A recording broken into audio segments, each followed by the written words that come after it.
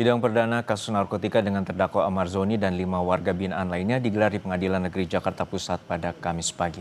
Sidang dilakukan secara daring kepada 5 terdakwa, sementara penasihat Amar Zoni hadir di ruang persidangan.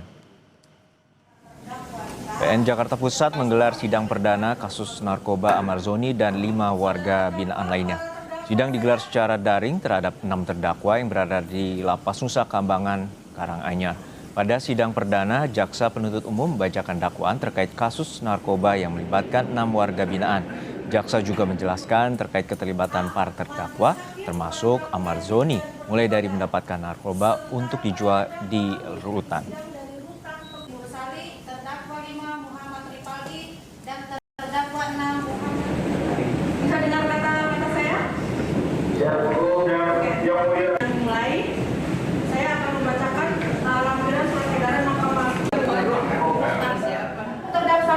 Diperintahkan menuju tangga tipe 3 Blok T untuk mengambil barang yang ditempel atau diletakkan di tangga tipe 3 Blok T yang berada di dalam bungkus rokok udara filter yang di dalamnya berisikan narkotika jenis sabu.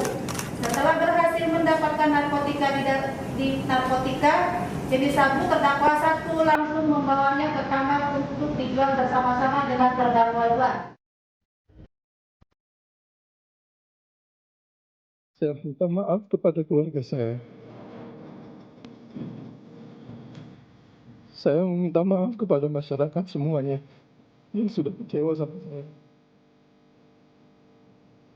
Aktor Amar Zoni yang sudah berkali-kali tersandung kasus narkoba kini menjadi penghuni lapas Super Maximum Security Nusa Kambangan di Cilacap, Jawa Tengah.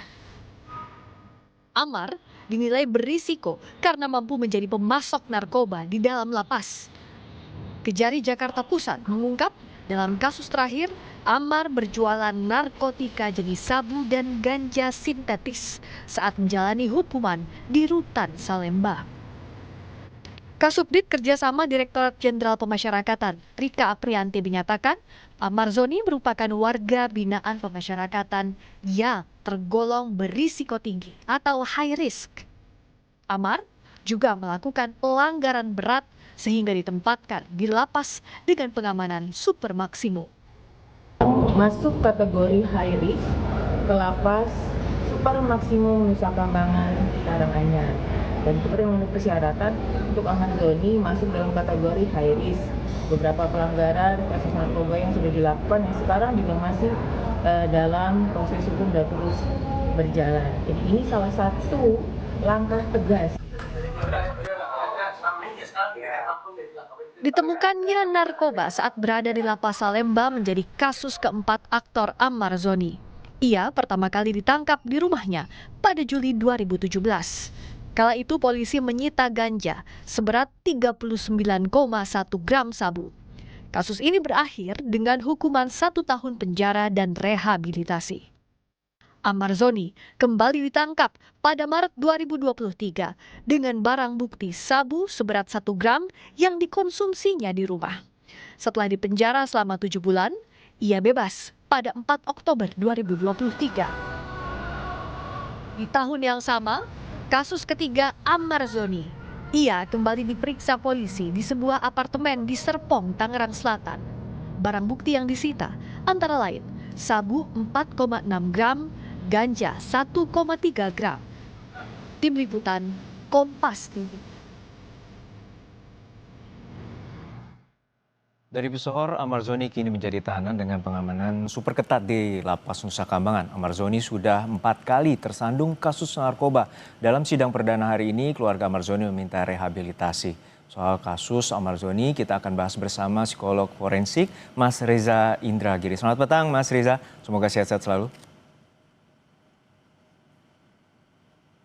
Mas Reza, bisa dibuka? Apa Mas? Lanjut Mas. Baik. Mas Riza, ini kita lihat bahwa sudah 4 kali Amar Zoni, seorang selebritas ini terjerat dalam kasus narkoba. Anda melihatnya seperti apa peran dari Amar Zoni dan juga kasus ini selalu berulang dan tidak ada efek jerak?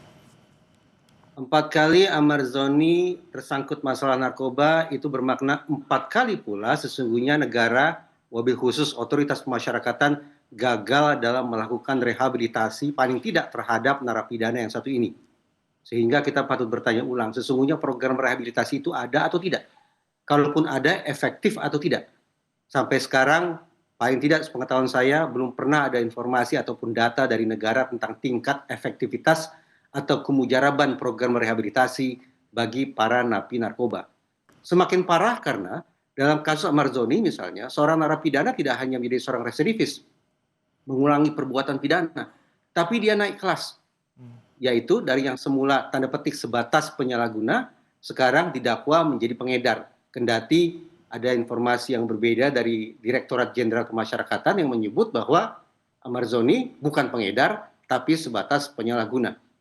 Ini beberapa potret kecil tentang ada agenda besar yang harus dilakukan, tidak hanya terkait dengan narapidana narkoba, tapi juga terhadap otoritas masyarakatan kita, khususnya otoritas masyarakatan yang menangani para narapidana narkoba.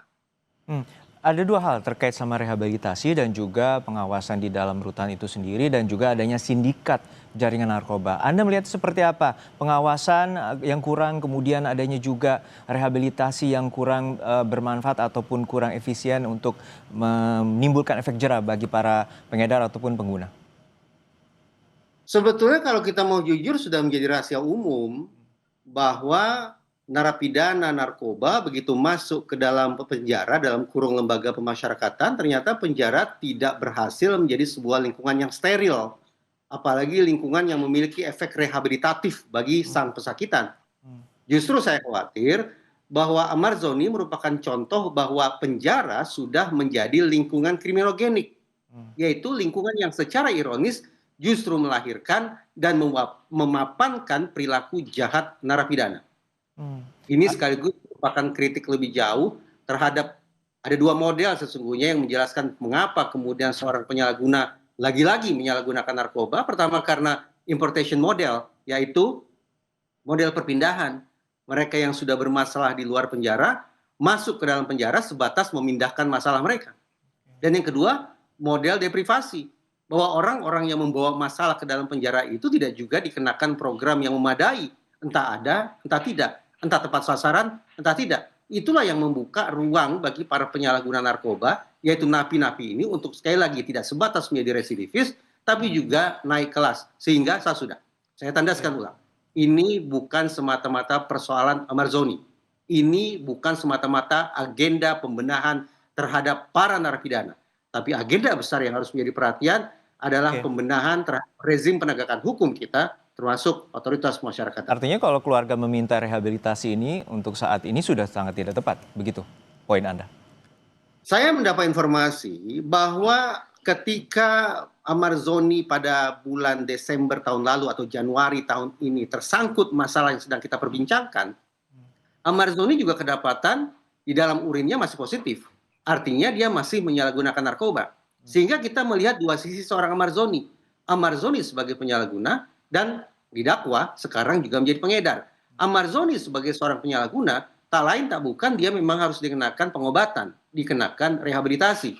Namun ketika kita berbicara tentang Amarzoni sebagai seorang pengedar, lain lagi ceritanya. Pemberatan sanksi tampaknya adalah ancaman yang patut dikenakan kepada dia.